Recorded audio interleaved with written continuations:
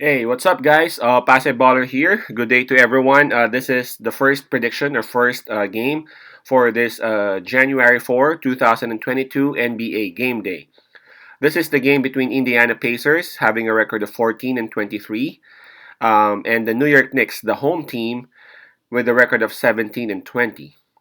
And before we proceed, I'm just inviting everyone who have not subscribed yet to our YouTube account or YouTube channel, Pass a Baller. Please click on the subscribe button below. At the same time, hit on the bell logo. That way, automatically, you guys will be receiving notifications whenever new videos are uploaded. All right, let's take a look at the Eastern Conference standings to see these two teams first. New York Knicks, they are at number 11. Um, and for their last 10 games, they have won 5 games. Still decent. But approaching this game, they are actually suffering from back-to-back losses.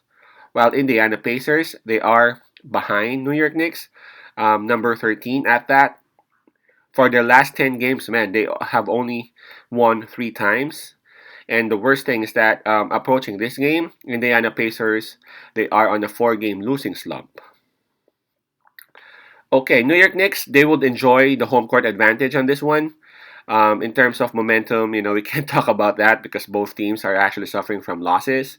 Fatigue factor, both teams are actually coming from rest, so uh, let's skip that part. Let's check on the injury list for both teams to check on the health of both teams. Starting with Indiana Pacers, man, this has become longer than what it was the other day. We got TJ McConnell, Jeremy Lamb, Brogdon, Duarte, Jackson, Martin, Caris LeVert, man. Even Bitadze has joined them, and TJ Warren. So we got 2, 4, 6, 8, 9 players out, confirmed out for Indiana Pacers as of the moment. Now for New York Knicks,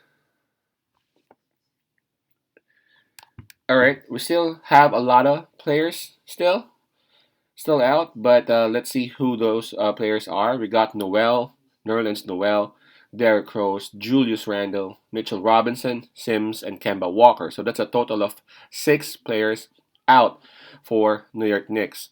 Now, relatively, this is still a huge number, 6 players out. That still hurts, but comparing it to Indiana Pacers, man, we can say that New York Knicks is healthier. Healthier than Indiana Pacers. It's crazy that a team which has 6 players out is healthier than another team. That just goes to show how bad the league is right now in terms of health, man. Thanks to this COVID shit. All right, so let's check on the spread. I checked on this earlier. Let me just check if there have been any changes. It's minus 1.5 still for New York Knicks. Of course, that's going to be plus 1.5 for Indiana Pacers. Now, okay, here we go. Now, both teams are actually losing. I guess that's kind of obvious, right? Indiana Pacers on a 4-game losing slump. New York Knicks on back-to-back losses. Now, if you take a look though, for the last 10 games, New York Knicks they they are a bit better than Indiana Pacers, and they really just hit those losses when Kemba Walker, along with other players, got into that COVID list. Indiana Pacers, their health, it's getting worse, man. It's getting worse. The injury list, it just became longer than what it was the other day when I actually checked their game out. But if you take a look at this game, Indiana Pacers would have the advantage in terms of bigs.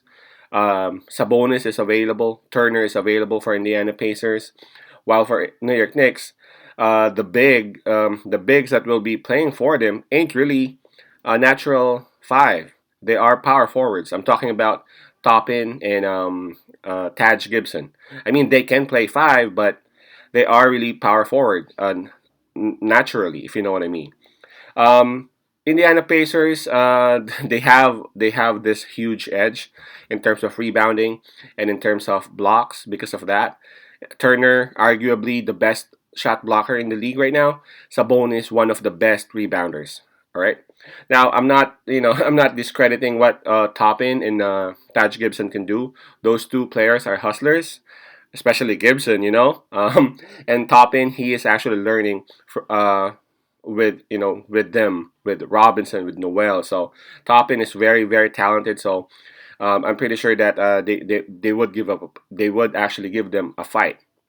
Now, in terms of the backcourt, or in terms of the point guard, that's when the New York Knicks would have their advantage. I know Derrick Rose is out. I know Kemba Walker is out, but New York Knicks, they still have RJ Barrett. They got Fournier.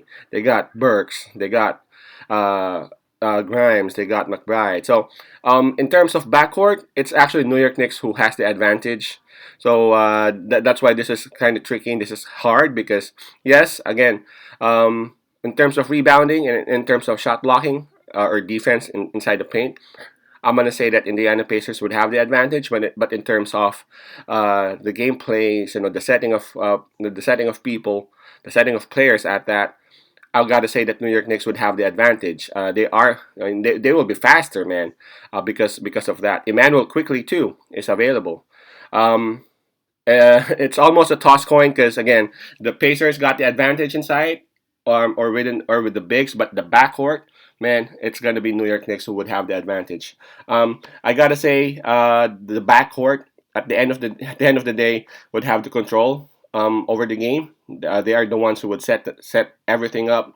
And if ever Indiana Pacers would have the advantage inside, if whoever would play point guard for them, can't set them up, can't set the plays well, it's still gonna be New York Knicks who would end up getting the lead and getting the win. I'm gonna pick New York Knicks on this. This is gonna be hard. New York Knicks also is on back-to-back losses, but my pick or my prediction would be New York Knicks minus 1.5. Knicks minus 1.5. Peace out. Pass I love. God bless.